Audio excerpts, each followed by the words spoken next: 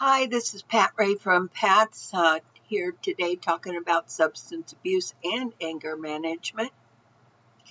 I need you to print your first and last name on a piece of paper. Also need today's date. Also need the type of group. So if you're doing anger management, you would put that. If you're doing substance abuse, you would put that.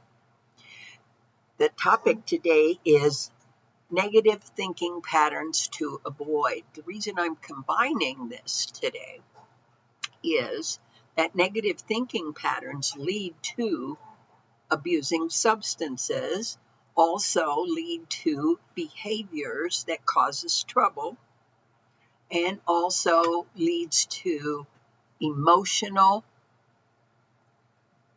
surges, if you want to call it that. It leads to emotion management problems. Okay. I want to let you know that we will be going to a Zoom format for groups. And what you will do in that case is you will go to Google or other search engine and you will find Zoom, Z-O-O-M. You will download the app and run it. So you download and then click on run. It will ask you to make a user ID and password. And then it will ask you to, if you want to join a meeting, you will need a meeting ID number, and we have those. So what will happen, you will let us know by calling 217-954-1128 to get that meeting ID number. And if you are paying, you will, at that time, you will pay for the service. Okay, if somebody else is paying, then it you let us know that at the time.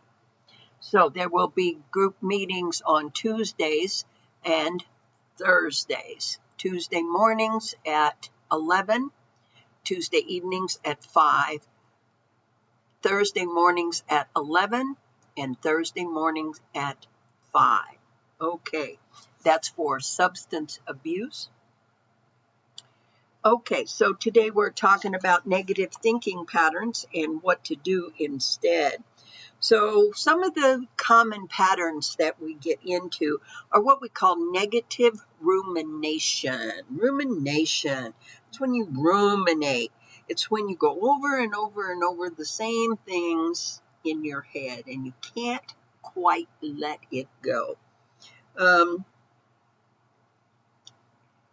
For some of this is normal because you're trying to solve a problem, figure something out.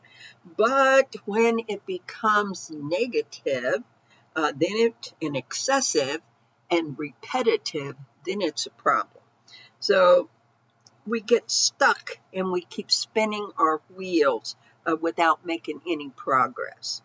So it's like, a car stuck in a snowdrift type of thing. The other thing is it can make you feel anxious. It can make you feel lonely. It can make you feel like you want to drink or like you want to tell somebody off, especially if what you're ruminating about is what somebody else did or said or thought or something along those lines. So making sure that you catch those thoughts can make you feel depressed. And when you feel these feelings, you may feel like going out, gambling. You might feel like calling somebody up and telling them off. So you might feel like drinking. You might feel like using other drugs. So doing some behavior. Maybe you feel like shopping. So you just get on the internet and you just shop as much as your credit card will hold. So those are negative behaviors, and they come from negative thoughts. So in order to change that, we have to change our thinking to a problem-solving focus. So what I tell myself sometimes is, when I catch myself in that ruminating about the problem, I say, okay, I know what the problem is. Let me force myself into the problem solving stage, which means I am going to generate a whole lot of ideas. We call that brainstorming. A whole lot of ideas about how to solve the problem.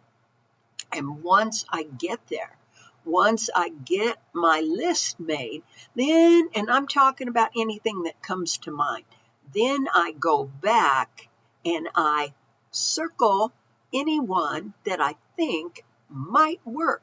And then out of those, I go back and I look at the ones that I actually will try and that I think will work. And how I do that is I say, if I do this, then this will happen. So what I'm doing is I'm looking at my choice, and then I'm looking to see what the consequence will be, positive or negative. What are the outcomes?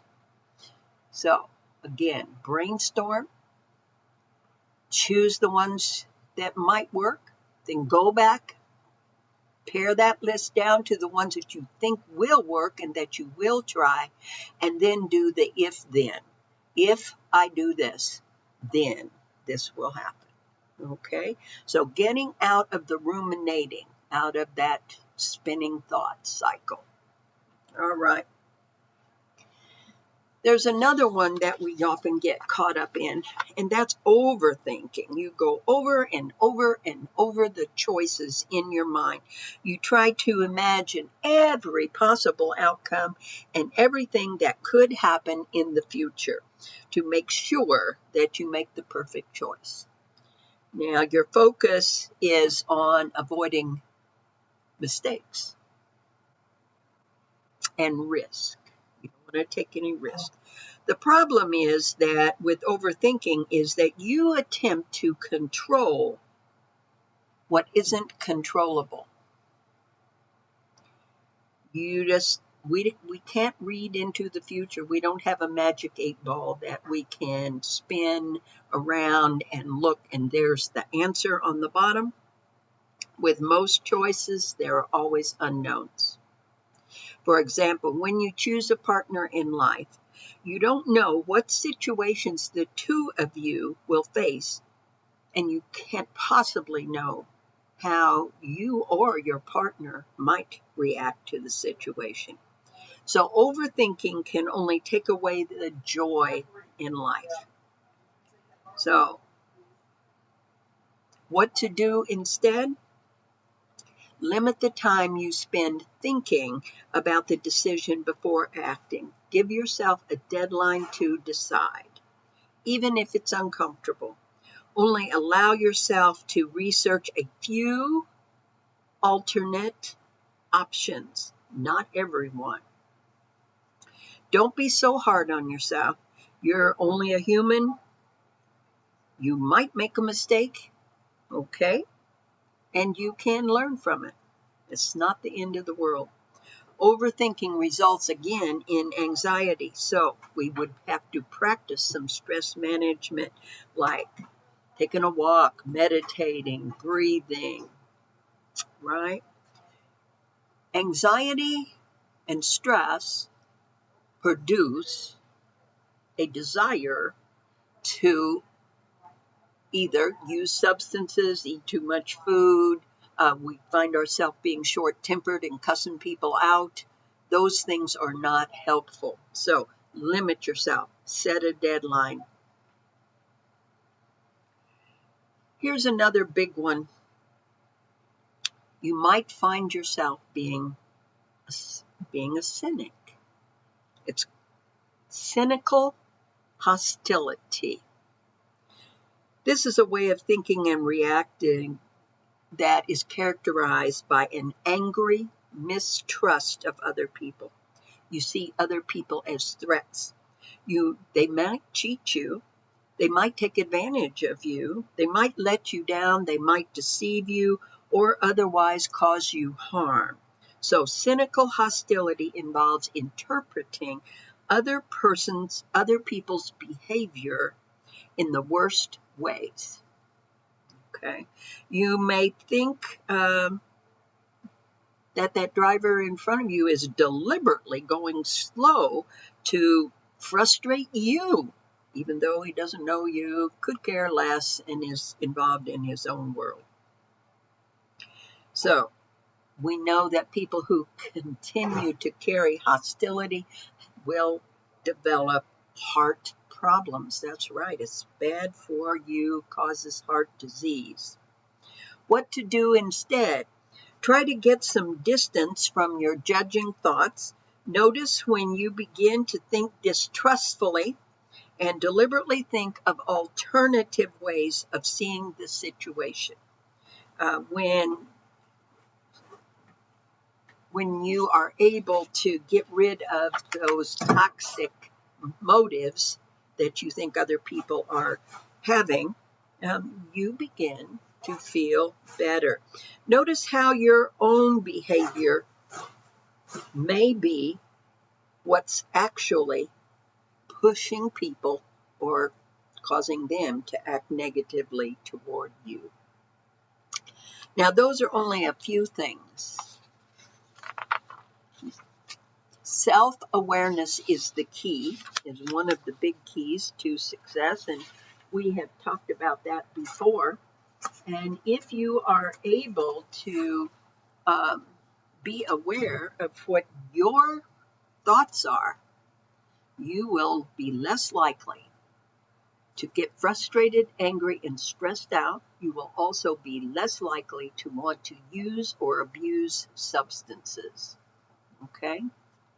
Now, for your assignment today, I want you to take a minute and write down any negative thoughts, any obsessive habits, thinking habits that you may have, and then I want you to write out what would work better. You may use some of the things we talked about here, or you may have some excellent ways to stop negative rumination, to stop overthinking, or to get rid of cynical hostility.